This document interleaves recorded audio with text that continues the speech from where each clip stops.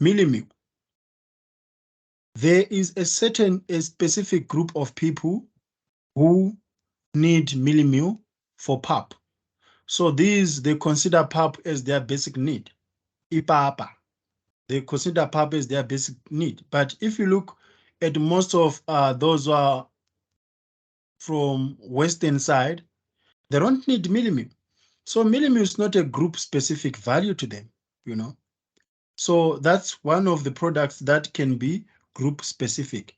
But if you look at universal value, whether you go to this church or you go to that church, whether you are a Pedi, you are a Soto, you are a Zulu, who all need things to satisfy our basic needs such as water. So water is consumed by anyone on this earth because it covers the basic needs. So that's a universal value. It covers the entire universe. But when it comes to group specific personal values, these are specific to a group of consumers, which we may call the target market. Individual specific values, these are the products that are presented in such a manner that the individual customer can have customized to enjoy it. So even if when we are looking at things such as water or such as food, this can also be individualized. For example, some prefer mineral water. You hear people saying that I don't drink tap water or I don't drink cold water. So it's now an individual specific, even if it's a basic need, but it can be personalized.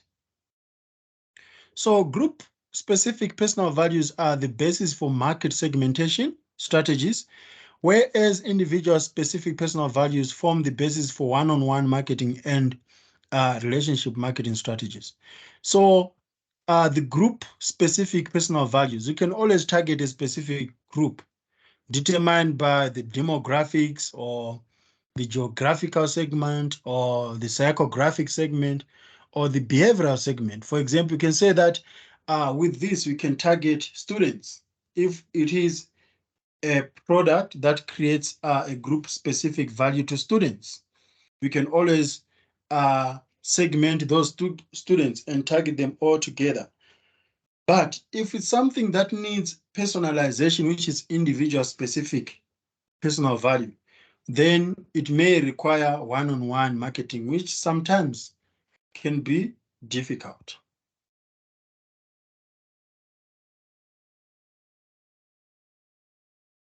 So here's the formula for the market value of a product. What is a market value? A market value is the sum of a universal value and the personal values. So you realize that we all need values. And whenever we have those values, we can always categorize those values as the product that will satisfy our need or the product that will satisfy our group as in a family, or a product that will satisfy our individual need. So all that would lead to market value. We have got 3 roles that customers play. So a customer can either be a user, a payer, or buyer. Sometimes a customer can be 3 of those. So what is a user? What is a payer? And what is a buyer? A user is the one who actually consume the product. So these people, whether they go to the shops or they don't go to the shops, whether they buy the product or they don't buy the product, they are users. An example of a user is a baby. Babies uses Pampers or they use milk formula.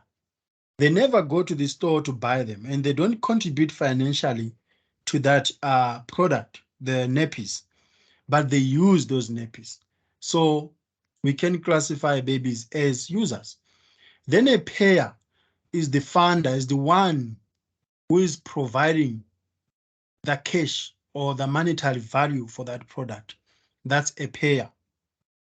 A buyer is the one who actually goes to buy, the one who stands at the till point, the one who processes the transaction. So you realize that there are in cases whereby a payer, the one who is the breadwinner, actually have the money, can go to the store to buy a product and also use the product. So that person can play three roles in the creation of market value. Then we've got people who do not have money. They are dependents, especially students. You receive money from the payer, who is your parents. Then you go to the shop to buy whatever that you want to buy, and you become a buyer. So when looking at the values, we've got the universal values, the group specific personal values, and the personal value that are individual. So the user will see performance value. For example, if you are using something that you cannot survive without, you need to see the performance of it. How is it water performing in your body, adding the nutrients in your body, the food? Then the payer will always look at the economic side, the price. That's why you normally see when you ask for money from your parents, the first thing that they will tell you is how much is it? Because we only consider the price value. Then the buyer, of course, will look at the service value. What is the service that they are getting when they are standing at the till? The customer journey that they go through. That's why that's the value that they get when buying a product. Then when you're a group specific, look at the social value, because remember, the group specific value are those that target a specific group of individual, be it a religious group, be it a cultural group, be it an ethnic group. So it needs to create social value. Then from a payer point of view, it needs to create credit value. Think about the Stockfeld, the clubs that our gogos and our mothers play. Those clubs create a social value and they create a credit value, something that would not afford you on your own. You end up coming up with members of the community and play a club. Even my friend, the spazas, they create credit value to those who use Stockfeller or the gogos who end up buying things on credit. Then from a buyer, it becomes convenient, so it's convenience buyer. In most cases, when it comes to individual specific personal values, it is something that individuals have got an emotional attachment to it. Think about the things that you need specifically. It becomes something that you create a bond with, to an extent that sometimes if you find someone using the same thing that you are using, somehow you feel offended because you feel like those people are copying and pasting the same product that you thought it was personalized to you. Remember, individual specific personal values are personalized. Uh, the value that you see from a payer point of view, it's financing value. And the buyer sees the personalization value. So these are the customer roles that you find in the creation of value. Then now let's move on to value bundling. Now we know what is market value is. We know how we can create value to consumers. We now need to know how can we bundle that value. So as you go through this section of the lesson, you need to ask yourself, you need to know, you need to find out what value bundling is. You also need to have some thoughts whether a single product can generate various value bundles to a customer. You need to ask yourself how you see value in the data bundles offered to you by your network provider. Then the last one, we need to bring it closer to this module. Why is value bundling relevant in marketing? So you realize that sometimes brands, they do package the products to create a specific value for people. So you put those products in bundles. Think about DSTV. It put some specific channels to become a package. So they've sort of bundled your value in terms of your affordability. So you find that you've got DSTV family access. DSTV Compact, DSTV Premium. So those are part of the value bundling that DSTV is doing.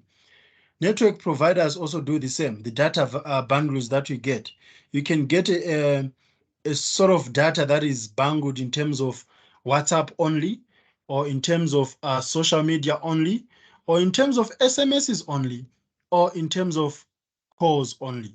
So it's up to you now whether you want to bundle that on yourself or you want to buy a product that is bundled for convenience and for affordability. Even if you go to fast foods like McDonald's, like KFC, you would realize that they've bundled value in terms of a meal, that you get a burger plus chips plus soft drink at a certain amount. So they've sort of bundled the food. So now it's up to you whether you want to get drink on its own, you want to get a burger on its own, you want to get chips on their own. And the moment you buy those separately, it becomes more expensive, or it becomes more time consumers. It's just, it doesn't create that convenience. So value bundling can also create convenience other than saving from the point of affordability.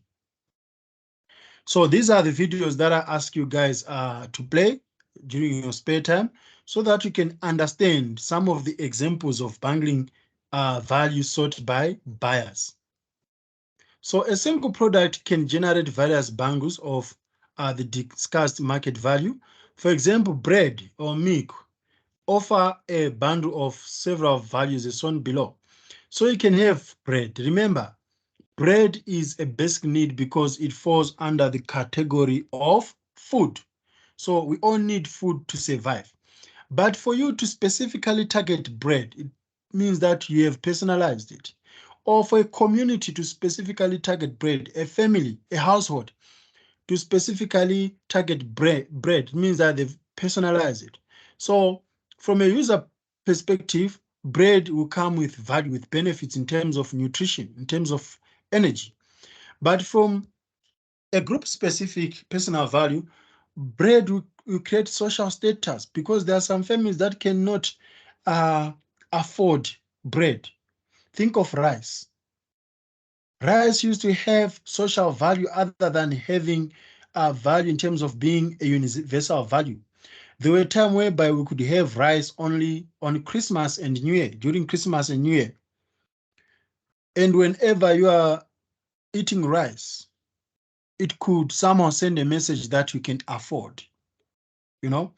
But nowadays, you see families are having rice on Sundays, and some, it doesn't matter, they can have rice at any day of the week. So these are the things that you can always consider in terms of value bundles. A certain product can have different values, or a brand can create a package that you can see value in. So that was lesson 5. Any questions about lesson 5? Any comments? Please email me, text me, or comment on Core Campus. There is a discussion forum on Core Campus that you can share your thoughts on.